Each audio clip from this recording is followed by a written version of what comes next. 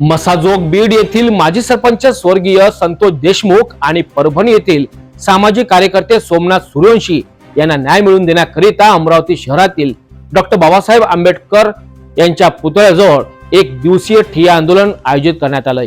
या आंदोलनात माजी मंत्री आणि प्रहार जनशक्ती पार्टीचे अध्यक्ष बच्चू कडू यांनी सहभाग घेऊन आंदोलनाचे नेतृत्व केले। मसाजोगचे सरपंच संतोष देशमुख यांच्या हत्येनंतर अनेक गंभीर आरोप करण्यात आले। आज बीड मध्ये सर्वपक्षीय आक्रोश मोर्चा काढण्यात आलाय। याच पार्श्वभूमीवर अमरावती शहरातील इरविंग चौक येथे देखील डॉक्टर बाबासाहेब आंबेडकर यांच्या पुतळ्याजवळ एक दिवसीय ठिय्या आंदोलन आयोजित करण्यात आलं। या आंदोलनात माजी मंत्री आणि प्रहार जनशक्ती पार्टीचे अध्यक्ष बच्चू कडू यांनी सहभागी होऊन आंदोलनाचे नेतृत्व केले। आंदोलनात त्यांनी राज्य सरकारवर जोरदार टीका केली। त्यांनी सरकारला आव्हान देताना सांगितले, आपल्याकडे एक म्हण आहे की सत्तेपुढे शहाणपणा चालत नाही। माझे मुख्यमंत्र्यांना आव्हान आहे की जर या म्हणीला अधोरेखित करायचं नसेल तर कारवाई स्वच्छपणे झाली पाहिजे। जर त्यांना कारवाई करायची असेल तर त्यांनी स्पष्टपणे सांगितलं पाहिजे की हे आमचे गुंडे आहेत आणि त्यावर पारदर्शकपणे कारवाई केली जाईल। सत्य महत्वाचे आहे, सत्ता महत्वाची नाही हे लोकांना सांगणे अत्यंत गरजेचे आहे, अन्यथा यांचे गंभीर परिणाम सरकारला भोगावे लागतील। एक तर रस्त्यावरची गुंडागर्दी आणि खाकीतली गुंडागर्दी दोनही स्पष्टपणे या दोनही घटनेत म्हणजे दिसतंय। एक मान पहिले होती का सत्तेपुढे शहाणपणा चालत नाही।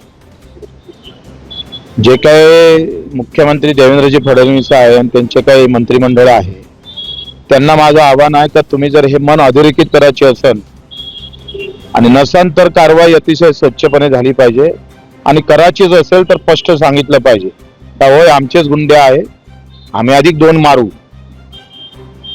सत्ता असेल तर ते दाखवूनच देऊ असं तरी एकदा सांगितलं पाहिजे। नाहीतर झालेल्या घटनेवर स्वच्छ आणि मला वाटतं अतिशय पारदर्शक कारवाई होणं गरजेचं आहे।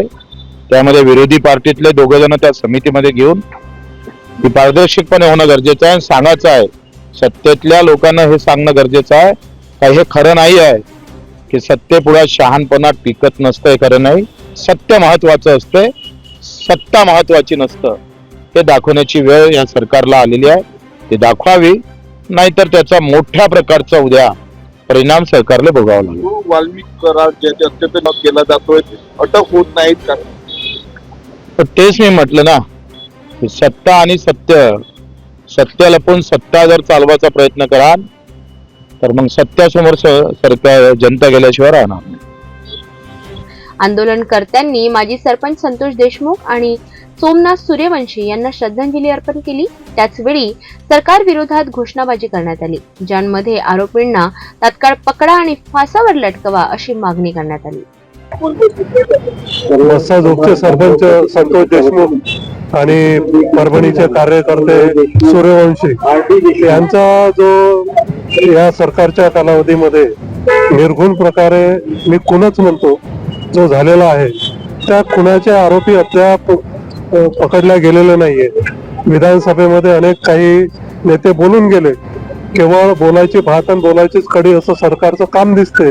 म्हणून त्यातले आरोपींना जे आका शब्द वापरला गेला विधानसभेत त्या आकांना अटक होऊन त्यांची ट्रायल फास्ट ट्रॅक वरती चालवून कुठेतरी गुन्हेगारांना जाब बसला पाहिजे, त्यांना म्हणजे शिक्षा झाली पाहिजे, फाशीची शिक्षा झाली पाहिजे असं सगळ्या लोकांचं मत आहे। इतकंच नव्हे तर सूर्यवंशींचा जो कस्टोडियल डेथ आहे, कस्टोडियल डेथ मध्ये आपले माननीय मुख्यमंत्री म्हटले की पोलिसांनी मारलं नाही तर मग त्यांचा मृत्यू झाला कसा, हा एक प्रश्न आहे। आणि या प्रश्नाचं उत्तर कुठेतरी त्यातले जे आरोपी असतील ते कुठलेही असो, पोलीस अधिकारी असो कोणी असो, यांचं इन्व्हेस्टिगेशन करून त्यांच्या विरुद्ध ट्रायल झाली पाहिजे याकरता म्हणून आज आम्ही सगळे लोक इथं जमलेले आहोत। या आंदोलनाने सरकारला कडक संदेश दिला आहे।